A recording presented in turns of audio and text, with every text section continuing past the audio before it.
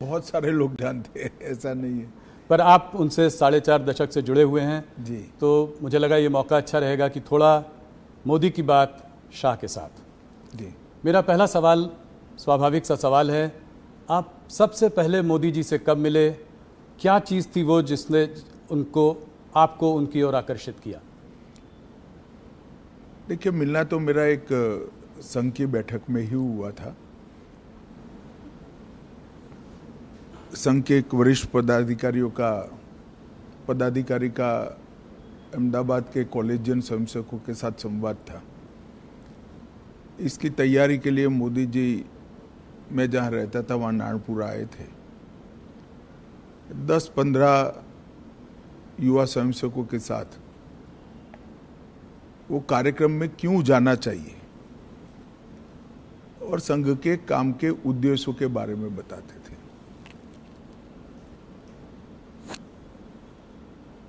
एक बिल्कुल अलग प्रकार से संघ के काम को मैंने उनसे सुना और कार्यक्रम में किस उद्देश्य से जाना चाहिए इसके बारे में भी युवाओं के लिए एक सटीक टिप्स भी थी और एक प्रकार से लंबे समय के लिए मार्गदर्शन भी था। इतने छोटे से एक महानगर के 1200 युवाओं के कार्यक्रम के लिए इतना बारीक प्लानिंग करना, ये बहुत बड़ी बात होती है। मैंने भी नीचे के स्तर पर काफ़ी काम किया है और वो ही बताता था, उस वक्त भी बताता था कि नरेंद्र भाई जो करते हैं वो मन से करते हैं और जो करते हैं वो अल्टीमेट उद्देश्य के साथ जुड़ा हुआ होता है और इसी के कारण बड़े बड़े परिणाम मिलते हैं। कमोबेश मेरे क्षेत्र के ही युवा थे, बहुत सारे युवा प्रभावित भी हुए थे, कार्यक्रम में भी गए थे और उसमें से काफ़ी लोग अलग अलग क्षेत्र में, कोई संघ में ही काम में आगे बढ़ा, कोई विद्यार्थी परिषद में बढ़ा, कुछ लोग भाजपा में बढ़े, अलग अलग काम में काफ़ी आगे भी बढ़े। तो लोक संपर्क और लोक संग्रह, लोगों का संपर्क करना, लोगों को काम के साथ जोड़ना और संपर्क और संग्रह के माध्यम से अल्टीमेट गोल अचीव करना, जो लक्ष्य है उसकी प्राप्ति के लिए रास्ता बनाना, ये उस वक्त हम सब युवाओं के मन पर बहुत गहरी असर छोड़ गया और आगे चलकर इसके कई सारे उदाहरण उनके जीवन से इसी प्रकार के मिलते रहे, जिन्होंने आज दुनिया के सामने जो नरेंद्र मोदी जी है उसको बनाया। आपने प्लानिंग की बात करी तो 1995 तक भारतीय जनता पार्टी गुजरात में अपनी पूर्ण बहुमत के साथ कभी सरकार नहीं बनाई थी। उसके बाद लगातार आप लोग 7 चुनाव जीतते रहे। इसमें मोदी जी का क्या रोल रहा? इसमें प्लानिंग और उसको आप किस तरीके से देखते? भारतीय जनता पार्टी गुजरात में तीसरे नंबर पर थी। कांग्रेस, संस्था कांग्रेस से बनी जनता पार्टी और फिर भारतीय जनता पार्टी, और तीसरे नंबर पर भी हम 11 एमएलए के साथ थे। तो एक प्रकार से गुजरात में पूर्ण रूप से इतनी मजबूत सरकार बनना और इतने साल तक चलना, ये कल्पना करना भी बड़ा दुष्कर काम था। गुजरात में जब 2-3 साल लगातार अकाल पड़ा, तब पहली बार शहर के छोटे छोटे कार्यकर्ताओं को उन्होंने नेता बनाकर गांवों में न्याय यात्रा लेकर घुमाया। अकाल के लिए जहां राहत काम होते थे, जहां भ्रष्टाचार होता था, कांग्रेस की सरकार थी उस वक्त, उसको उजागर करना, न्याय यात्रा लेकर जाना। हर स्वयंसेवक, हर कार्यकर्ता लोगों के घरों से सुखड़ी, पुराने जूते, चना, ऐसी सूखी चीजें लेकर जाते थे। जो अकाल के राहत काम में काम करते थे वो मजदूरों को पुराने जूते देते थे, चना, सुखड़ी देते थे। एक प्रकार से उसी को मुद्दा बनाकर हमारे काम का विस्तार कैसे हो सकता है, लोगों का विश्वास पार्टी के प्रति, काम के प्रति बढ़े और पार्टी के कार्यकर्ता के मन में जो सुषुप्त संवेदना पड़ी है लोगों के प्रति, उसको जागरूक कर कर एक राजनीतिक उद्देश्य से आया हुआ कार्यकर्ता लोगों के प्रति संवेदनशील बनकर अपने जीवन को, उद्देश्य को बदल दे। ये दोनों काम वो न्याय यात्रा के माध्यम से हुए। दूसरा, मुझे पूरा देश का मैं दावे के साथ नहीं कह सकता हूं, मगर बाद में मैं अध्यक्ष के नाते पूरे देश का दौरा भी करा, तो कई प्रांतों में पुराने कामों की मेरी चर्चा हुई है।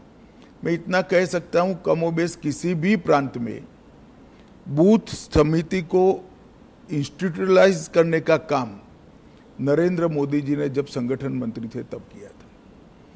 पहली बार भाजपा की सदस्यता को बूथ के हिसाब से रजिस्टर में, उस वक्त कंप्यूटर वगैरह नहीं होते थे, हाथ पेन से रजिस्टर बनाए जाते थे, उसको सूचीबद्ध करना, इसकी सदस्यता का जो शुल्क आता है इसका हिसाब रखना और फिर उसका सत्यापन, ऑडिट भी करना, ये व्यवस्था बनाई गई। और मुझे बरोबर याद है, मैं उस वक्त उनके साथ ही दौरे करता था, मेरा हिसाब किताब का काम था और ऑडिट का काम था। लगभग गुजरात के 80% जिलों में बूथ समितियां, मंडल समितियां, जिला समितियां, इसका रिकॉर्ड बनना शुरू हुआ और वहीं से एक स्ट्रक्चर्ड ऑर्गेनाइजेशन के बेस की शुरुआत हुई। वो रजिस्टर के आधार पर कौन पार्टी छोड़ गया, कौन कितने लंबे समय तक काम किया, छोड़ गया तो क्यों छोड़ गया, ये सारी चीजों की समीक्षा भी होती थी, मीमांसा भी होती थी। और उसके कारण गुजरात में हम सब जो युवा उस वक्त नए आए थे, वो सभी को संगठन का काम करने का स्ट्रक्चर, तरीका क्या हो सकता है, एक भी भाषण के बगैर जो इस काम से जुड़े थे वो सब लोग समझ गए। तो आंदोलनों से पार्टी को खड़ा करना और आंदोलनों से बड़े हुए जनाधार को पार्टी के स्ट्रक्चर के ढांचे में ढाल देना, ये दोनों काम नरेंद्र मोदी जी जब संगठन का काम करते थे तब हुए और इसके कारण गुजरात प्रदेश भाजपा की एक मजबूत नींव पड़ गई। स्वाभाविक सी बात है, जब विजन भी बड़ा है, एग्जीक्यूशन भी इतना बढ़िया है, तो टफ टास्क मास्टर भी रहे होंगे। तो कोई कुछ किस्सा सुनाइए जहाँ पे। ऐसे तो ढेर सारे किस्से आपको सब जगह मिल जाएंगे जी। मोदी जी हिसाब किताब कठोरता से लेते हैं, इसके कारण बहुत नाराजगी भी है। सरकार में मुख्यमंत्री बने तब भी, प्रधानमंत्री बने तब भी और संगठन का काम करते थे तब भी, मगर कभी भी व्यक्तिगत द्वेष के कारण किसी कार्यकर्ता को डांट डपूट लगाना या सार्वजनिक रूप से उसको अपमानित करना, ऐसा मैंने नहीं देखा। डांटने का या टोकने का जो भी कारण था, उसमें सूचिता थी, उसमें शिस्त थी और उसमें सिद्धांत था। सूचिता, शिस्त और सिद्धांत, तीनों चीजों के लिए ही कठोरता मैंने देखी है। मगर हाँ, एक प्रकार से अगर ब्रॉड एनालिसिस करना चाहेंगे तो कह सकते हैं वो बहुत टफ टास्क मास्टर है। आप कह रहे हैं आपने सबसे ज़्यादा उनके संग काम किया है, थोड़ा सा बताएं उनके आरएसएस का प्रभाव उनके ऊपर। आरएसएस के प्रचारक थे, कैसे उनको शेप किया आरएसएस की थिंकिंग ने? आरएसएस के संपर्क में जो भी आता है, संघ के संपर्क में आता है, उस पर संघ का प्रभाव निश्चित रूप से ही पड़े बगैर रह ही नहीं सकता। आज नरेंद्र मोदी जी जाने जाते हैं कैसे नेता के रूप में जिसके लिए देश सबसे प्रथम है, उसके बाद पार्टी है, उसके बाद पार्टी के कार्यकर्ता है।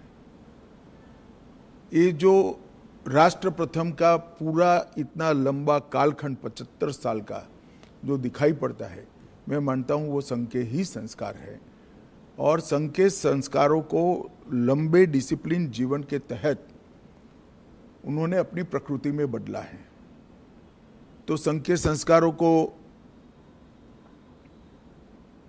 स्वीकार करने में या उसके हिसाब से जीने में कोई तकलीफ नहीं पड़ती। जब प्रकृति ही व्यक्ति की ऐसी हो जाती है तो अपने आप काम उसी तरह से चलता है।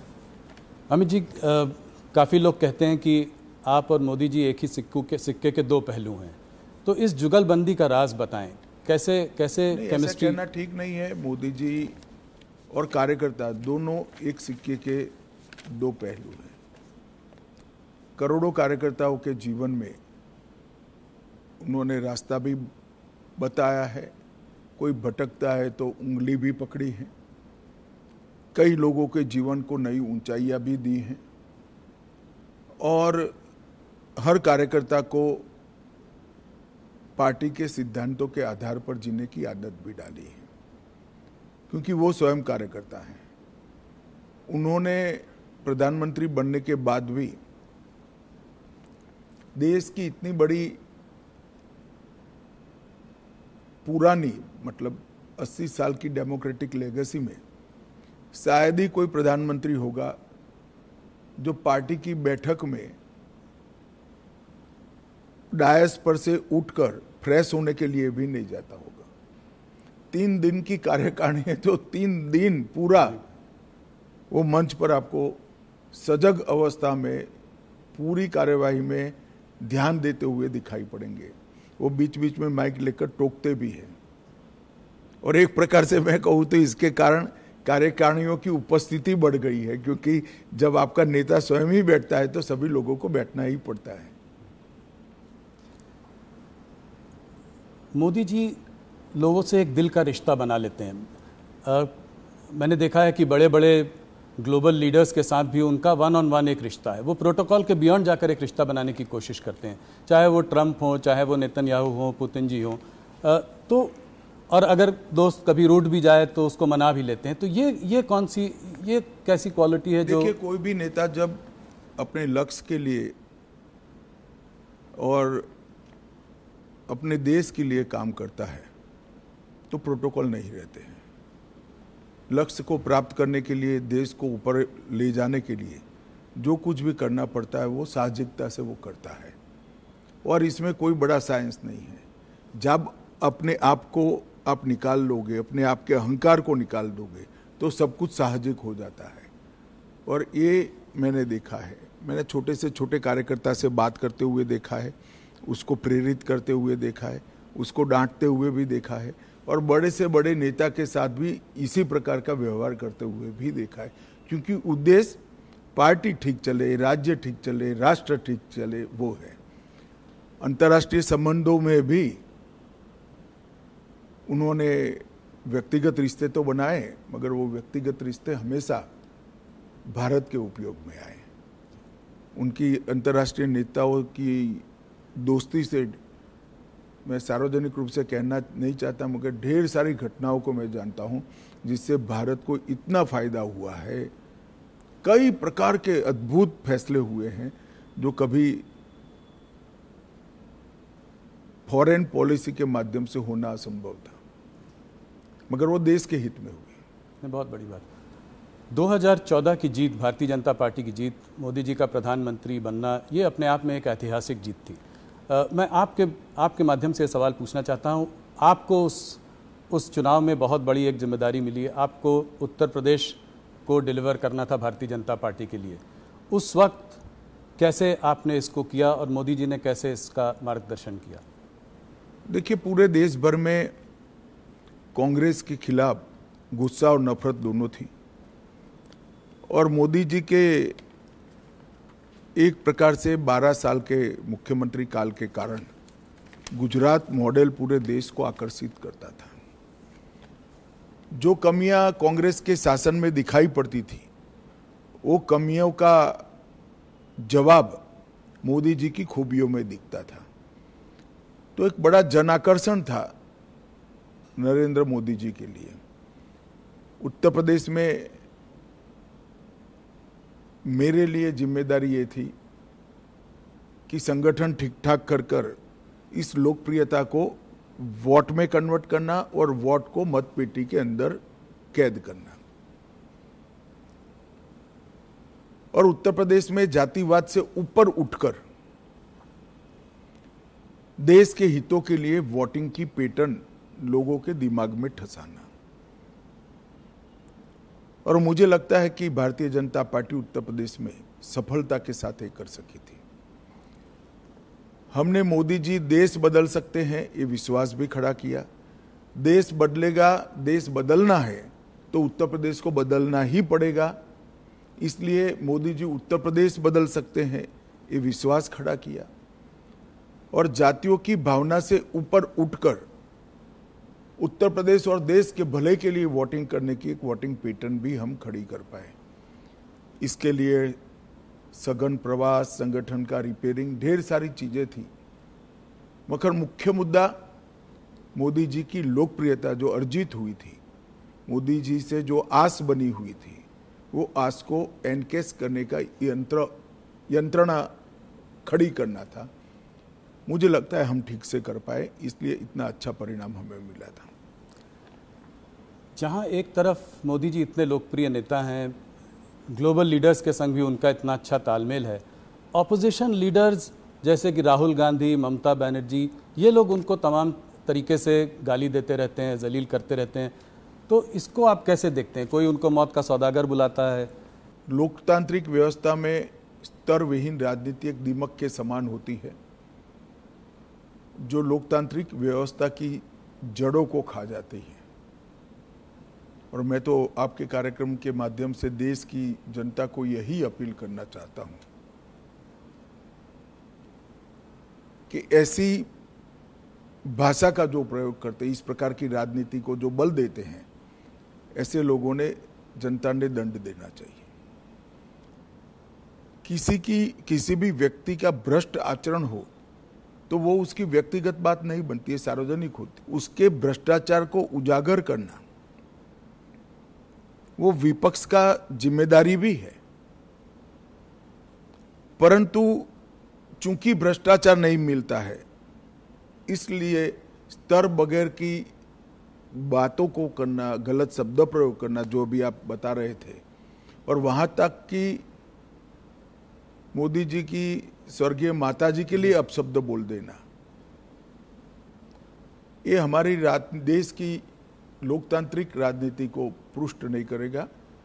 और मैं देश की जनता को जरूर कहना चाहूंगा कि ऐसे लोगों को दंडित करना चाहिए चुनाव के माध्यम से। पार्लियामेंट देश की सबसे बड़ी पंचायत है, वहां पक्ष और विपक्ष दोनों ने अपनी अपनी दृष्टिकोण से, अपने अपने सिद्धांतों की तहत देश के मुद्दों पर चर्चा करनी चाहिए।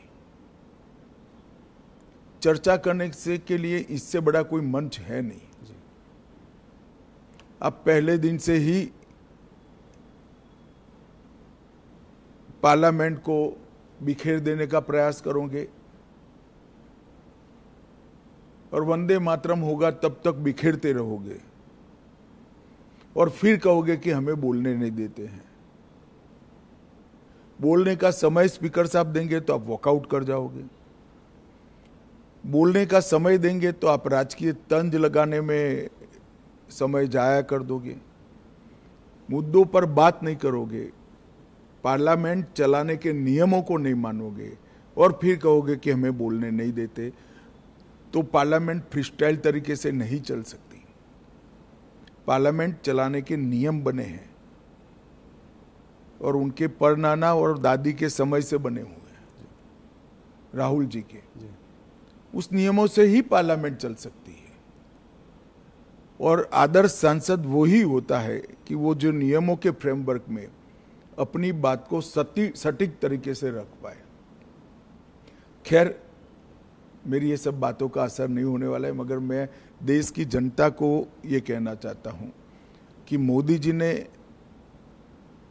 Multi party parliamentary democratic system को पुष्ट करने के लिए हमेशा आग्रह रखा है कि संसदीय सूचिता और पार्लियामेंट्री डिसिप्लिन, ये दोनों का पालन किया जाना चाहिए।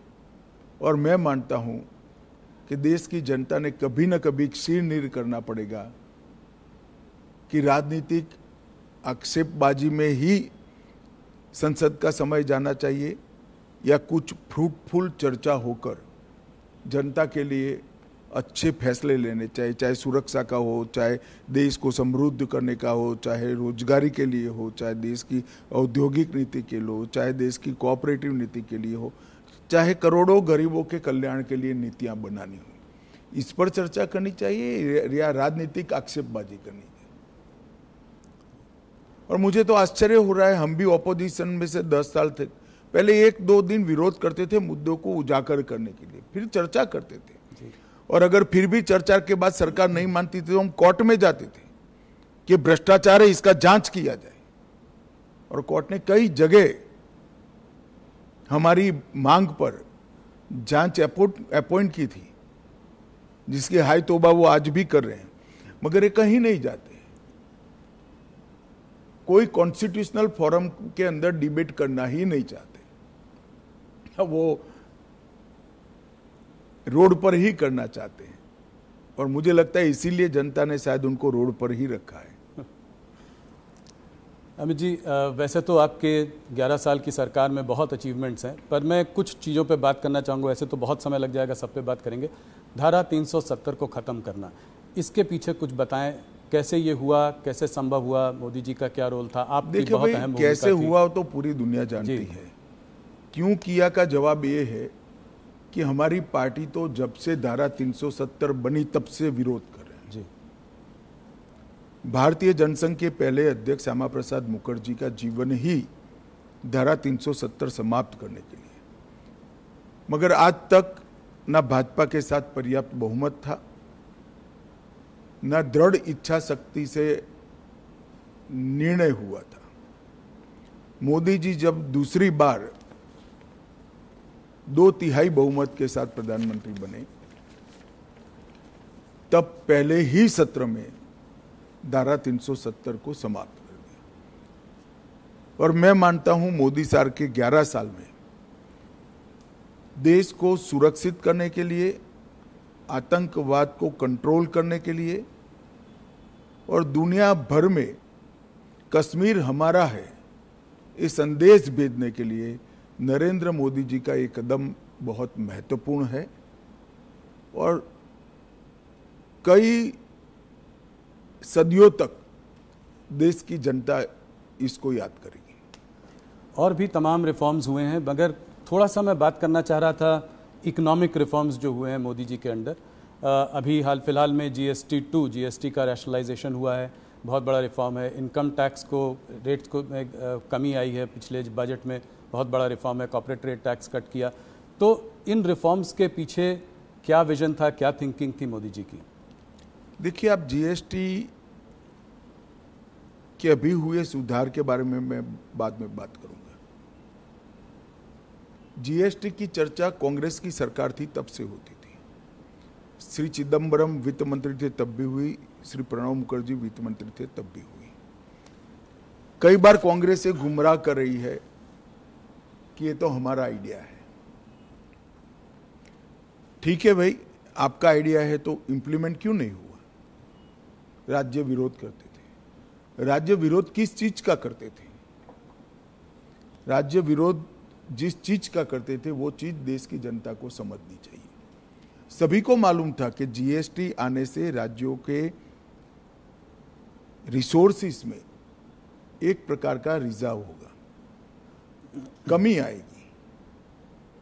वो कमी की भरपाई के लिए उस वक्त राज्य केंद्र से गारंटी मांगते थे,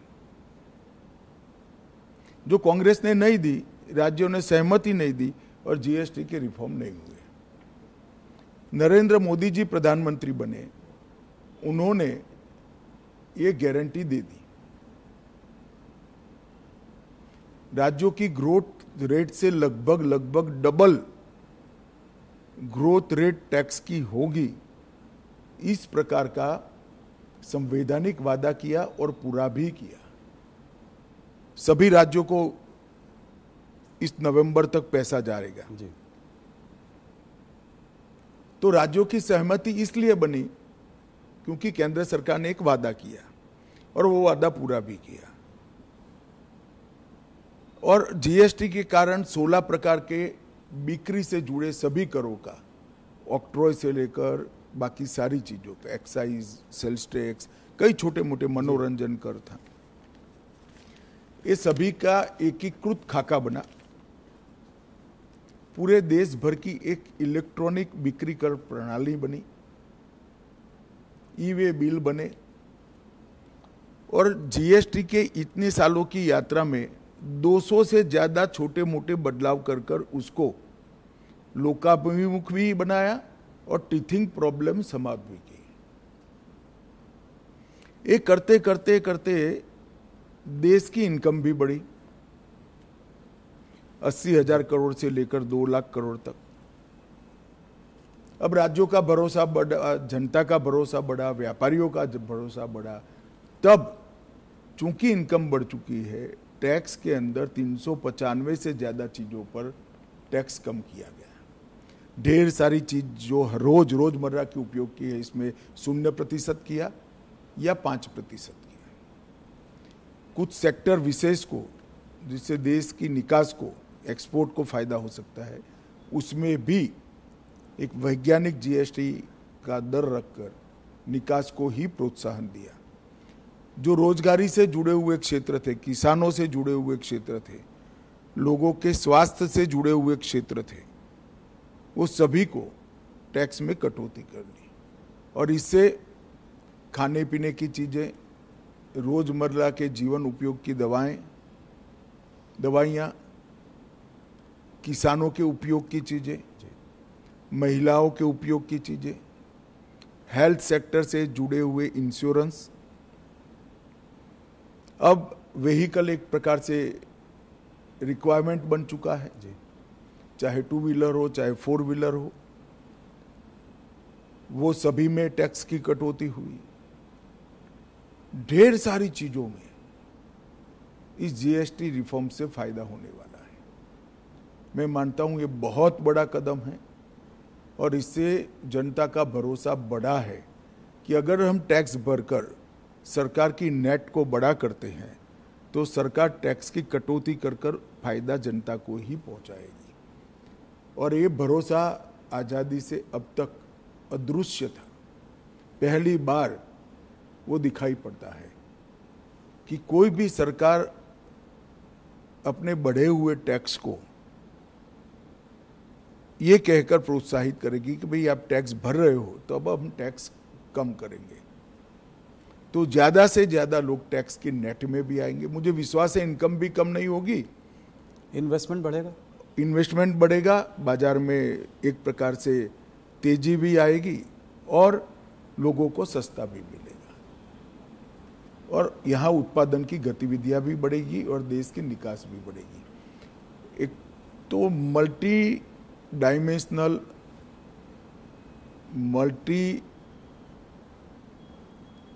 मतलब हर सेक्टर को बेनिफिट देने वाला ये सुधार जो किया है, ये अब तक का बहुत बड़ा सुधार माना जाएगा। आप लोगों को पिछले 11 सालों में कभी कभी टफ सिचुएशन से भी गुजरना पड़ा है, कठोर निर्णय लेने पड़े हैं, बालाकोट में एयर स्ट्राइक, अभी हाल में ऑपरेशन सिंदूर। तो क्या मैसेज भेज रहे हैं आप इससे, मोदी जी दुनिया को क्या मैसेज भेज रहे हैं? बालाकोट और ऑपरेशन सिंदूर की तो मैं बाद में बात करूंगा। सबसे पहले सबसे कठोर परिस्थिति थी जिसमें मैं मानता हूं कि दुनिया में सबसे सफल होकर मोदी जी के नेतृत्व में देश निकला है, वो कोरोना का काल था। जी। पूरी दुनिया में आज सब लोग स्वीकार करते हैं कि कोरोना का भारत का प्रबंधन सबसे अच्छा था। इसके कारणों का जब एनालिसिस करते हैं तो दिखाई पड़ता है कि कई सारे देशों में कोरोना के खिलाफ सरकारें लड़ती थी। भारत में कोरोना के खिलाफ केंद्र सरकार, राज्य सरकार और जनता तीनों लड़ते थे। और ये मूड बनाने के लिए मोदी जी ने ढेर सारे व्यंग सहे, ढेर सारी अवहेलना सही, ढेर सारे ताने भी सहे। कोई कहता था कि थाली बजाने से कोरोना नहीं जाता, कोई कहता था दिया जलाने से कोरोना नहीं जाता था, कोई कहता था जनता कर्फ्यू कर कर क्या निकाल लोगे। मगर ये सब चीजों ने देश के हर व्यक्ति का कोरोना के खिलाफ लड़ने का एक मॉरल बनाया, सामूहिक लड़ाई का मनोबल बनाया। और फिर सबसे पहले वैक्सीन के लिए टीम गठित करना, इसको समय समय पर प्रोत्साहित करना, दुनिया में सबके साथ ही कमोबेश हमारा वैक्सीन बन गया। और सबसे बड़ी बात, टेक्नोलॉजी का उपयोग करके 140 करोड़ लोगों का वैक्सीनेशन करना और इसकी रिसीट पहुंचा देना, ये बहुत बड़ा काम है। और कोरोना के दूसरे हमला जब हुआ तब मुझे मालूम है अचानक ऑक्सीजन की कमी देश में होने लगी। कंजम्पशन से 4 गुना ज़्यादा ऑक्सीजन चाहिए था। दुनिया भर से सिलेंडर, ऑक्सीजन कहाँ से मिल सकता है वहाँ से लाना और लोगों तक पहुँचाना, ये काम अहर्निश हुआ। जनता ने भी देखा, जनता ने भी सराहा, दुनिया भर ने भी सराहा है। इससे ज़्यादा टफ स्थिति हो नहीं सकती थी। कई सारी पार्टियों की सरकार को एक साथ लेकर, पार्लियामेंट से पंचायत तक पूरे तंत्र को एक साथ लेकर, 140 करोड़ की जनता को एक साथ लेकर ये लड़ाई लड़ना, मैं मानता हूँ बहुत बड़ी सिद्धि है नेतृत्व की। और मोदी जी इसके लिए संपूर्ण यश के अधिकारी हैं।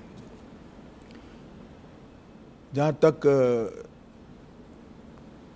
उरी, पुलवामा और पहलगाम हमले का जवाब देने का सवाल था, सर्जिकल एयर स्ट्राइक और ऑपरेशन सिंदूर और उसके बाद में ऑपरेशन महादेव, ये भारतीय जनता पार्टी का कमिटमेंट है कि हमारी सरकारें टेररिज्म के खिलाफ जीरो टॉलरेंस रखती हैं। और मोदी जी के नेतृत्व में ये कोई कोरा नारा नहीं है, पॉलिसी है। और जब जब भी समय आया हम इस पॉलिसी पर कठोरता के साथ काम करते हुए दिखाई पड़े। पहले भी हमले हुए थे, बड़े बड़े हमले हुए हैं। मुंबई पर हमला हुआ, कई सारे हमले हुए, सीरीज ऑफ शहरों में सीरियल बॉम्ब ब्लास्ट हुए, मगर कभी भी जवाब नहीं दिया गया। हमने बड़ा युद्ध कर कर देश के विकास को रोका भी नहीं है, मगर हर बार कठोर जवाब देकर एक संदेश दे दिया है कि भारत की सीमा और भारत की सेना और भारत की जनता के साथ खिलवाड़ नहीं करते, वरना दंड भुगतना पड़ता है। और ऑपरेशन सिंदूर में जिस तरह से उनकी तंजीमों के हेडक्वार्टर उड़ा दिए गए, पाकिस्तान के क्षेत्र में जाकर, पूरी दुनिया आश्चर्यचकित होकर भारत के ऑपरेशन को देखी। और वो नेतृत्व के दृढ़ इच्छा शक्ति के बगैर नहीं हो सकता। अमित जी, आप हिस्ट्री में बहुत रुचि रखते हैं, तो मेरा एक सवाल है कि इस देश में लॉन्गेस्ट सर्विंग प्राइम मिनिस्टर्स को अगर लिया जाए तो नेहरू जी, इंदिरा जी और मोदी जी का नाम है। मोदी जी को आप नेहरू और इंदिरा जी से कैसे कंपेयर करेंगे? देखिए, मोदी जी ने देश की इकोनॉमी की साइज और स्केल दोनों को बदला है। गरीबी हटाओ के पॉलिटिकल नारेज को जमीन में तब्दील किया है, जमीन पर तब्दील किया है। 25 करोड़ लोग इस देश के गरीबी रेखा से बाहर आ जाए, वो बहुत बड़ी बात है। 60 करोड़ लोगों के जीवन में घर देना, शौचालय देना, घर में गैस का सिलेंडर देना, घर में बिजली देना, 5 किलो अनाज प्रति व्यक्ति प्रति माह मुफ्त देना, 5 लाख तक का इलाज करा कर देना, घर में शुद्ध पीने का पानी पहुंचाना। 11 साल के अंदर 60 करोड़ लोगों के जीवन स्तर को इस तरह से उठा लेना, इसके जीवन को परिवर्तित करना, जिसकी वो पीढ़ियों से राह देख रहा था, मैं मानता हूँ ये बहुत बड़ा उपलब्धि है। देश की सेनाओं को आधुनिक करना, देश को सुरक्षित बनाना, मेक इन इंडिया का स्वप्न साकार करना और देश के अर्थतंत्र को 11वें नंबर से 4थे नंबर पर पहुंचा देना और 2047 में महान भारत की रचना का संकल्प सिर्फ नेतृत्व का नहीं, 140 करोड़ लोगों का विश्वास जगाना कि 2047 में भारत महान होगा, दुनिया में सर्वोच्च स्थान पर होना, ये अपने आप में बहुत बड़े अचीवमेंट है। मूल्यांकन तो इतिहास ही करेगा, मगर मैं मानता हूँ शायद भारत में किसी भी प्रधानमंत्री ने 1 दशक के काम में इतनी सारी सिद्धियाँ प्राप्त नहीं की है। ढेर सारी चीजें मेरी बोलने में छूट भी गई होगी, हर क्षेत्र के अंदर, चाहे शिक्षा नीति बनाना हो, चाहे विदेश नीति के अंदर रीढ़ की हड्डी इम्प्लांट करनी हो, ये सभी चीजों में मोदी जी ने बहुत अच्छे तरीके से देश के हर नागरिक का गौरव बढ़ाया है, इसके सर को ऊंचा किया है। किसी लीडर की आपको याद दिलाते हैं वो, कोई बड़े व्यक्तित्व की? ऐसे कंपैरिजन करना ठीक नहीं है, सभी लोग अपने अपने समय में बड़े होते हैं, सभी का अपने काम करने का तरीका होता है, मगर जहाँ तक अचीवमेंट का सवाल है, मोदी जी के समय में सबसे ज़्यादा हुए। अमित जी, आपने मोदी जी पर इतनी सारी बातचीत कही, बहुत बहुत धन्यवाद। आप हमसे आज जुड़े इसके लिए बहुत